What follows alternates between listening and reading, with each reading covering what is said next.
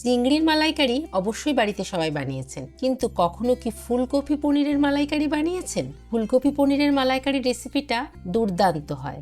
বাজারে কিন্তু এখন ফুলকপির ছড়াছড়ি। খুব সহজে ঘরোয়া কয়েকটা উপকরণ দিয়েই এই রেসিপিটা তৈরি করে নেওয়া যায়।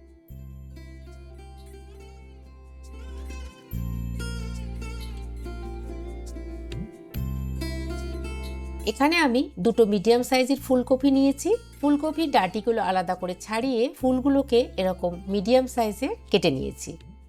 ফুলকপির কাটা টুকরোগুলোকে একটা পাত্রের মধ্যে গরম জলে খানিকক্ষণ ভিজিয়ে রাখতে হবে। ওই জলের মধ্যে অবশ্যই একটু নুন দেবেন। গরম নুন জলে ভেজানোর জন্য ফুলকপির মধ্যে যে ছোট ছোট পোকা থাকে সেগুলো বেরিয়ে যায়, আর ফুলকপিটাও কিন্তু বেশ একটু নরম হয়ে যায়। গরম জলে ফুলকপিগুলো ভিজিয়ে দিয়ে এবার পনিরের টুকরোগুলোকে ভেজে নিতে হবে। কড়াইতে 2 থেকে 3 চামচ রিফাইন্ড অয়েল গরম করে নেব। তেলটা যখন বেশ গরম হয়ে যাবে তখন তার মধ্যে কেটে রাখা পনিরের টুকরোগুলো দিয়ে দিতে হবে। এই রেসিপিতে পনিরের টুকরোগুলো কিন্তু একটু বেশ বড় বড়ই করবেন। পনিরগুলো ভাজার সময় অবশ্যই একটু উপর থেকে নুন ছিটিয়ে দেবেন। পনিরের দুপাশ যখন হালকা গোল্ডেন ব্রাউন কালার হয়ে যাবে তখন পনিরগুলোকে তুলে একটা জলের বাটির মধ্যে ভিজিয়ে রেখে দেবেন। পনিরগুলো ভাজার পর জলের মধ্যে এরকম ভিজিয়ে রাখলে পনিরগুলো কিন্তু বেশ অনেকক্ষণ সফট থাকবে। এবার ওই পনির ভাজা তেলের মধ্যে আরও খানিকটা রিফাইন্ড অয়েল অ্যাড করব। এবার ফুলকপির টুকরোগুলোকে তেলের মধ্যে দিয়ে দিতে হবে ভাজার জন্য। ফুলকপিগুলো ভাজার সময় অবশ্যই একটু নুন আর হলুদ অ্যাড করবে, তাতে ফুলকপির কালারগুলো ভাজার পরে খুব সুন্দর আসবে। ফুলকপিগুলো বেশ সুন্দর গোল্ডেন ব্রাউন করে ভেজে আমি একটা প্লেটের মধ্যে তুলে আলাদা করে রেখে দেবো। এবার ওই ফুলকপি ভাজার তেলের মধ্যে অ্যাড করব 1 চামচ ঘি। ঘিটা একটু গরম হয়ে গেলে তার মধ্যে দিয়ে দেবো দুটো মিডিয়াম সাইজের একদম মিহি করে কুচানো পেঁয়াজের টুকরো। পেঁয়াজটা কিন্তু এখানে খুব মিহি করেই কুচাবে, প্রয়োজন পড়লে আপনি এই কাজটা চপারের মধ্যেও করে নিতে পারেন। মিনিট 5 ফ্রাই করলেই কিন্তু পেঁয়াজটা সুন্দর বাদামি কালারের ভাজা হয়ে যাবে। ভাজা পেঁয়াজের মধ্যে মিশিয়ে দেবো 2 চামচ আদা রসুনের পেস্ট।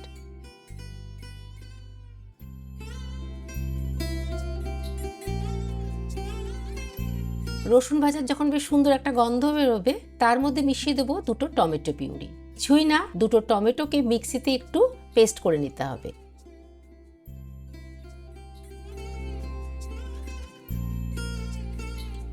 টমেটো পিউরিটা মেশানোর পর অবশ্যই একটু নুন অ্যাড করবেন, তাতে টমেটোটা খুব তাড়াতাড়ি সেদ্ধ হয়ে যাবে।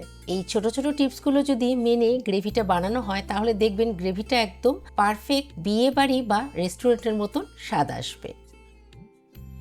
টমেটোর থেকে যখন একটু তেল ছাড়তে শুরু করবে, মানে টমেটোটা বেশ ভালোভাবে সেদ্ধ হয়ে যাবে, তখন তার মধ্যে এক এক করে গুঁড়ো মশলাগুলো মিশিয়ে দিতে হবে। যেমন 1 চামচ হলুদ গুঁড়ো, 1 চামচ লাল লঙ্কার গুঁড়ো, 1 চামচ ধনে গুঁড়ো আর 1 চামচ জিরে গুঁড়ো। স্লো আঁচে গুঁড়ো মশলাগুলোকে কিন্তু পেঁয়াজ টমেটোর সাথে ভালো করে কষাতে হবে।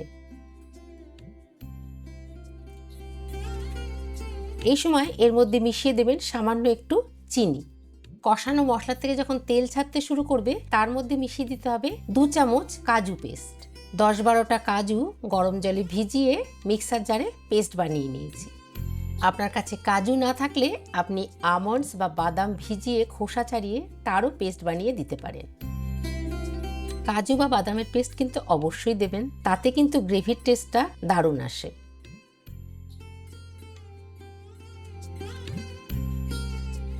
স্লো আঁচে 3 থেকে 4 মিনিট কষালেই মশলাটা কিন্তু ফুটতে শুরু করবে আর গ্রেভির কালারটা এত সুন্দর আসবে, দেখলেই মনে করবেন যে মোটামুটি মশলা কষানো হয়ে গেছে। মশলার উপরে যখন অয়েল সেপারেট হওয়া শুরু হবে তখন ভেজে রাখা ফুলকপিগুলোকে এই মশলার মধ্যে অ্যাড করে দিতে হবে। ফুলকপির সাথে সাথে প্লেটের মধ্যে যে তেলটা আছে সেটাও কিন্তু হাত দিয়ে বেশ সুন্দর করে এই গ্রেভির মধ্যে দিয়ে দেবেন। তেলের মধ্যেই ফুলকপি ভাজার একটা খুব সুন্দর স্মেল থাকে। মশলার সাথে ফুলকপিগুলোকে খানিকক্ষণ কষাতে হবে।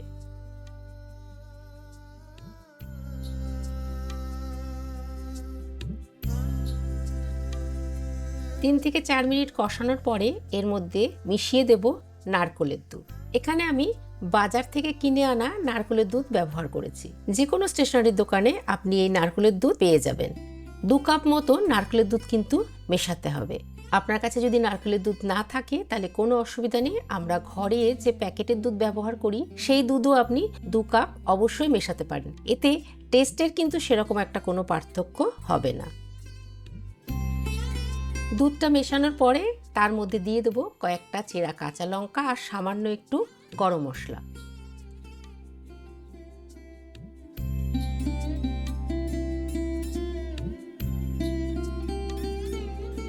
নারকেলের দুধ মেশানোর পর গ্রেভিটা যখন বেশ ফুটতে শুরু করবে তখন সবার শেষে এর মধ্যে মিশিয়ে দেব ভেজে রাখা পনিরের টুকরোগুলো।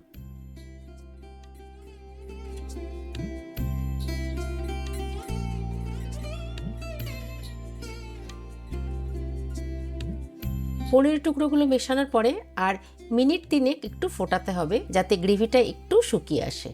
ফুলকপি পনির মালাইকারিতে গ্রেভি কিন্তু অবশ্যই একটু কমই থাকে, আপনি ইচ্ছা করলে একটু গ্রেভি বেশিও রাখতে পারেন।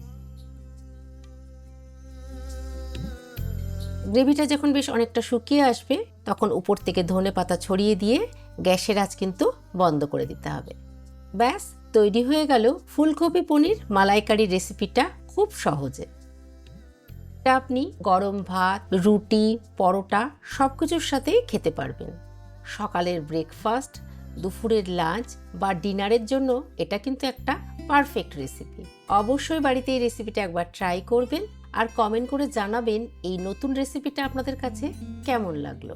তাহলে রোজ রোজ আর পনির বা ফুলকপির একঘেয়ে রেসিপি না খেয়ে এই নতুন পনির ফুলকপি মালাইকারি রেসিপিটা বাড়িতে একবার অবশ্যই বানাবেন। খুব ভালো থাকবেন, সুস্থ থাকবেন, আনন্দে থাকবেন।